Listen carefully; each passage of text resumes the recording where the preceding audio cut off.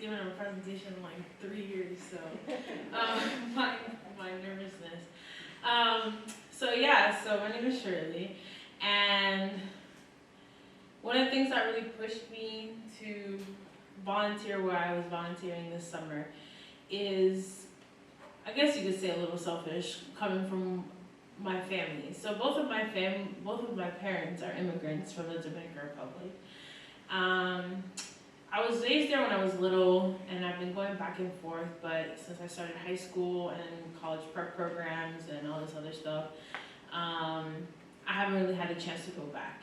And being that I studied abroad in Ghana in the fall, and one of the things that it taught me or showed me was how disconnected I was from my own lineage and my own family and my own culture.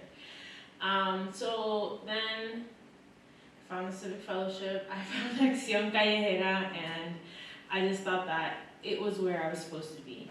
So Acción Callejera works with kids who live and or work in the streets of Santiago. 90% of the population they work with are Haitian. They are majority kids that have been trafficked over the border and or ran away from domestic violence or anything of that sort. I'm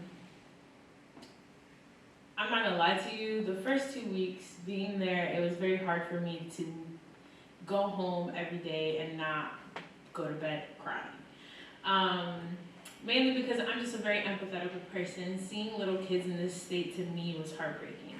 And as someone who really wants to do humanitarian work, this was really a look into what this could look like and the types of demographics that I could be working with in the future. And I was really just asking myself every day, can I handle this emotionally?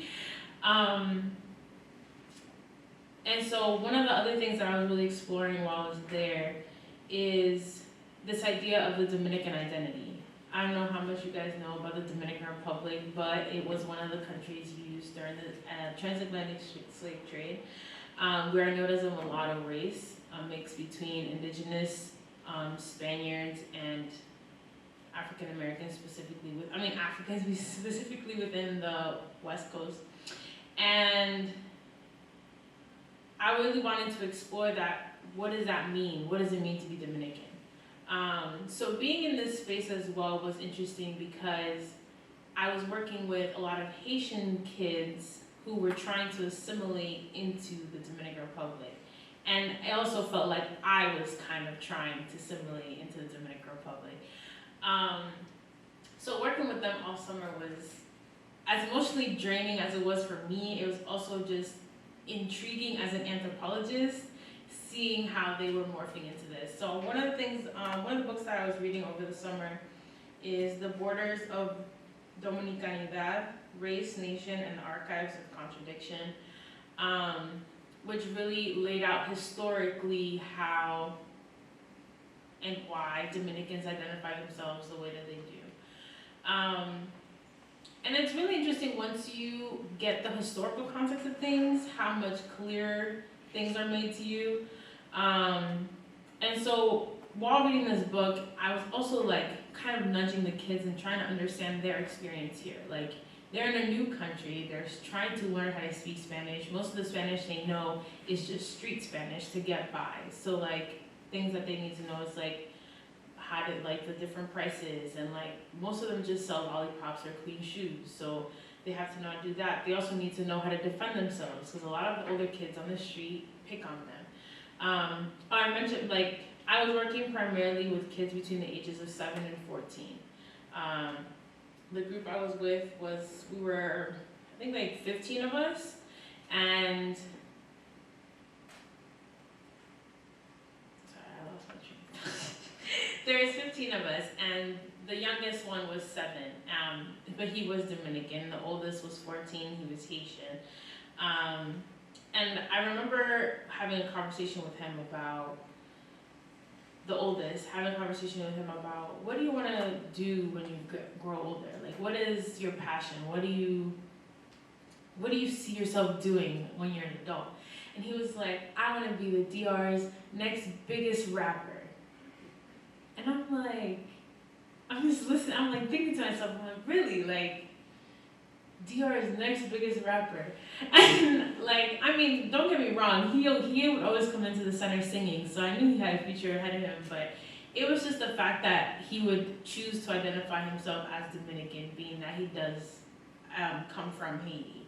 And then choosing that identification marker was very interesting to me. And then seeing how, well, interesting, and then as spending more time in the center, I saw and kind of understood where he was coming from in choosing that identification marker. The center does a lot of great things, but I felt like personally for me, one thing that I observed and didn't feel the most great about was how much they did force this assimilation of being a Dominican, speaking Spanish, having a Spanish kind of name.